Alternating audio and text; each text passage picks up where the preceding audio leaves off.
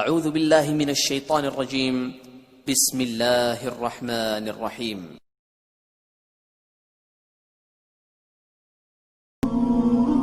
تم کیا کر رہے ہو؟ بوائے فرینڈ گرل فرینڈ کیا کر رہے ہو؟ جھوٹ، سود، بدماشی، عیاشی. جس قوم میں ظلم پھیل جائے، جس قوم میں بددیانتی پھیل جائے، جس قوم میں جھوٹ پھیل جائے، اس کا جنازہ نکل چکا ہے، مارنے کی ضرورت نہیں ہے.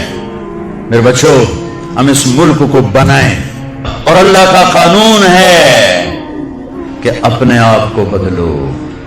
ان اللہ لا یغیر ما بقوم حتی یغیروا ما بانفسہم. طارق جمیل سے شروع کریں کہانی. مجھے پھر اقبال یاد آتا ہے.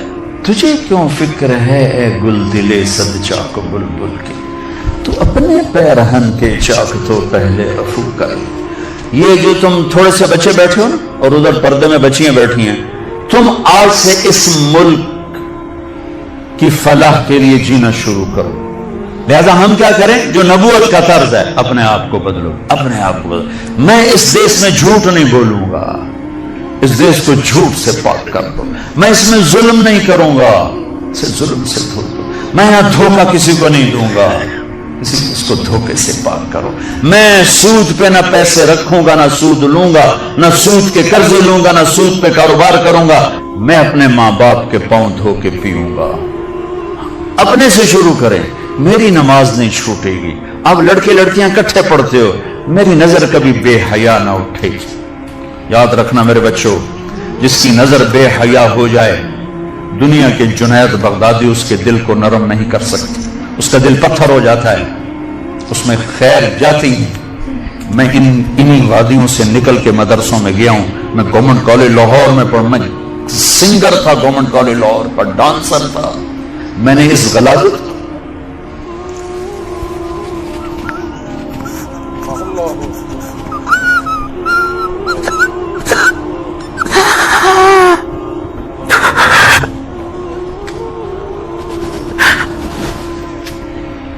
میں نے ان اندھیروں میں سفر کیا ہوا ہے.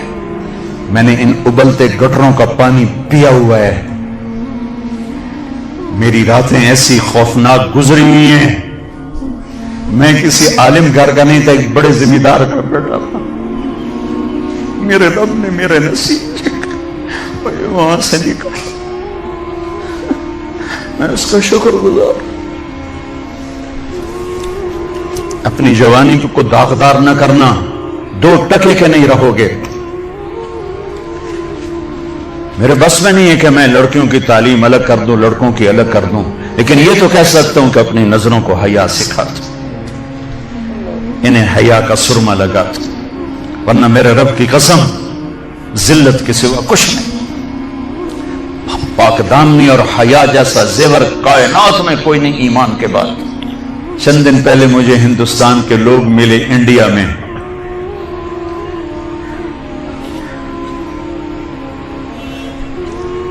تو ان کا یہ ہم گشت کر رہے تھے، سکھوں کا محلہ تھا. تو ایک بوڑھی خاتون آئی کہ بیٹا میرے پتروں نے بھی مسلمان بناؤ. میں مسلمان ہاں، میں 47 پکڑی گئی ہوں، میں مسلمان. میری ساری اولاد سکھ ہے، کوئی نہ مسلمان بنا چھوڑو. میں آج تائیں ایمان نو اپنے ہاں نہ لایا. ایسی لاکھوں بیٹیاں تھیں. اگر ناچنا گانا ہی کرنا تھا تو انہیں ذبح ہونے کی کیا ضرورت تھی؟ اگر سود کے بڑے بڑے نظام چلانے تھے، ناچ گانے کی محفلیں سجانی تھیں، آوارگی کو تہذیب بنانا تھا، میرے دیش کی عدالتوں نے بک جانا تھا. وکیل کی بولی لگ رہی ہو جیسے منڈی میں سبزی کی بولی لگتی ہے، جو مرضی خرید لے، پیسے دے دے، قاتل بھی چھوڑا دوں گا، زانی بھی چھوڑا دوں گا، پیسے دے دو تیرا قبضہ بحال کرا دوں گا. جج کے قلم کی قیمت لگ چکی ہو، اتنے پیسے دے دو، سائن کروا لو. عدالتیں عمارتوں کا نام نہیں ہیں، عدالتیں انسانوں کا نام ہیں. جب انسان بھیڑ بکری کی طرح بکنے لگیں، جب قانون کے قلم کی بولیاں لگیں، جب مالدار کے لیے اور قانون ہو، غریب کے لیے اور قانون ہو، طاقتور کے لیے اور قانون ہو، حکمران کے لیے اور قانون ہو، مخالف کے لیے اور ہو، اپنوں کے لیے اور ہو، تو وہ جنگل ہے، وہ جہاں افریقہ کا جنگل ہے، وہ کینیا اور تنزانیہ کا جنگل دنیا کا سب سے بڑا جنگل ہے. ابھی دیکھ کر آیا ہوں میں، ہماری جماعت چلے کی تھی.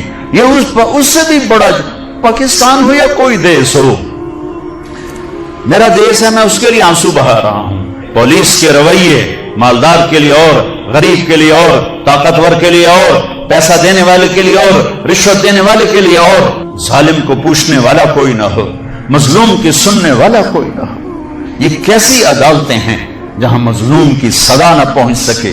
یہ کیسا انصاف ہے کہ مظلوم کو انصاف لینے کے لیے اگلی نسل تک کا انتظار کرنا پڑے؟ یہ کیسا انصاف ہے جہاں گھر بک جائیں، جائیدادیں بک جائیں اور پھر بھی وکیل کی فیس پوری نہ ہو؟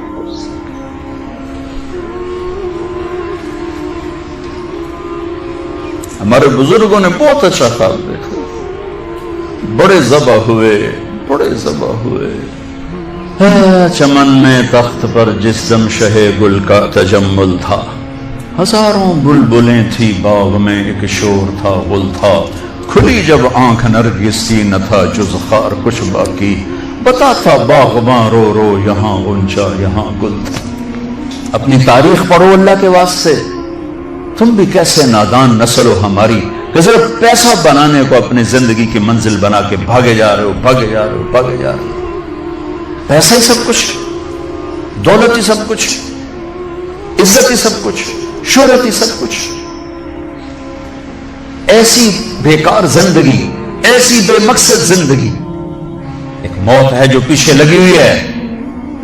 یہ شمع گل ہو جائیں گی، یہ بولتی زبان ہمیشہ کے لیے خاموش ہو جائے گی، کانوں کے ٹیلی فون کے تار کٹ جائیں گے، یہ سفید لباس پہنا ہوا جسم لٹھے کے کفن میں لپیٹ کر مٹی میں مٹی کر دیا جائے گا. پھر ایک دن آئے گا کہ تیرے جسم کو کھانے والے کیڑے بھی مٹی میں مٹی ہو جائیں گے. اجل ہی نے چھوڑا نہ کسرا نہ دارا، اسی سے سکندر صفاتی بہارا، ہر ایک لے کے کیا کیا نہ حسرت سے دارا، پڑا رہ گیا سب یوں ہی ٹھاٹ سارا، جگہ جی لگانے کی دنیا نہیں ہے، یہ عبرت کی جا ہے تماشا نہیں. 6 لاکھ انسان ذبح ہوئے.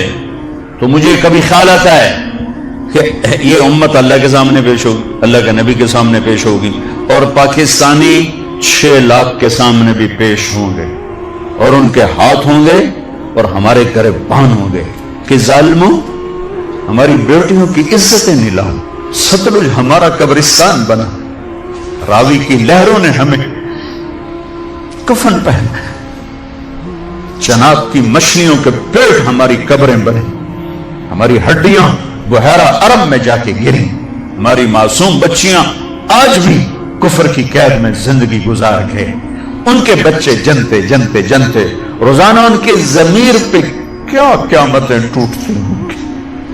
ساری دنیا پھری ہے، ایسا خطہ کہیں نہیں دیکھا، ایسا خطہ کہیں نہیں دیکھا، ایسی خیر کی شکلیں کہیں نہیں دیکھی، ایسے علم والے، ایسے زہد والے، ایسے نوجوان.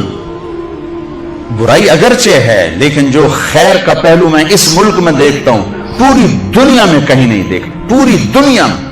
تو میرے عزیزو، ہم اپنے اللہ سے اس نعمت کے شکرانے میں وہ کریں جو اللہ ہم سے چاہتا ہے.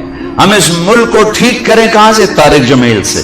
وہ یہ کر رہا ہے، وہ یہ کر رہا ہے، وہ یہ کر رہا ہے، اس کو بند کر دو. وہ دیکھو کی کر گیا، وہ کی کر گیا. اندھے ہو جاؤ، بہرے ہو جاؤ، گونگے ہو جاؤ. اپنے عیب دیکھو، اپنے عیب سنو، ضمیر کی آواز سنو، دل کی دھڑکن سے اٹھنے والی باتیں سنو، اور پھر قرآن سامنے رکھو، قرآن پڑھو. تم سب سے کہتا ہوں قرآن پڑھو، قرآن پڑھو، تاکہ ممبر پر بیٹھنے والے کا تمہیں پتا ہو کہ یہ ہمیں پیغام دے رہا ہے یا آگ لگا رہا ہے، یہ ہمیں نفرتوں میں دھکیل رہا ہے یا محبت کے پھول دے رہا ہے. اور اپنے نبی کی زندگی پڑھو، اپنے نبی کی زندگی پڑھو. میں کسی فرقے کا ترجمان نہیں ہوں، میں اسلام کا ترجمان ہوں، میں اسلام کا ترجمان ہوں. یہ بھڑکتی آگ ہے، اس نے سارے خرمن کو جلا دیا ہے. میں اکیلا کہاں تک بولوں اور کیا کیا بولوں. لیکن میرے سامنے ایک واقعہ ہے کہ جب ابراہیم علیہ السلام کی آگ بھڑکائی گئی تو گرگٹ کرلا وڈا کرلا اس نے آ کے پھونکے ماری, پھونکیں اور نام مرادت تیری پھوکا نال کڑی اگ بچ جاونی. لیکن ایسی نحوست اس کے لیے مقدر میں آئی کہ میرے نبی نے فرمایا جہاں گرگٹ ملے اسے قتل کیا جائے. گرگٹ زیادہ تر افریقہ میں بہت ہے, ہمارے جنگلوں میں ہوتا ہے, شہروں میں نہیں. کبوتر نے کیا کیا, اس نے چونچ میں پانی بھرا اور جا کر ابراہیم علیہ السلام کی آگ کے اوپر گرایا. میرے کو پوچھنی تو کوئی نہیں, پر میرا نا تلک مجاون آلے ہیں. تو میرے اللہ نے کبوتر کی ایسی محبت ڈالی لوگوں کے دلوں میں کہ حرمین میں کبوتر کے سوا کوئی پرندہ کوئی. ہزاروں پرندے گنبد خضرا کا طواف کر رہے ہوتے ہیں, ہزاروں کبوتر بیت اللہ کا طواف کر رہے ہوتے ہیں, ہزاروں کبوتر مسجد نبوی کا طواف کر رہے ہوتے ہیں, اور ساری دنیا سے آنے والے مسلمان کو دانا ڈال رہے ہیں, دانا ڈال رہے ہیں. یہ اس کبوتر کی طفیل ہے جس نے 2 چونچ پانی گرایا تھا. میں کچھ نہیں ہوں, میں ایک کبوتر ہوں جو 2 چونچ پانی گرا رہا ہوں. اس بھڑکتی آگ کو میں نہیں بجھا سکتا, لیکن میں اس آگ کو میں پھونک نہیں مار سکتا. میں پھونک مارنے والوں میں اپنا نام نہیں لکھانا چاہتا.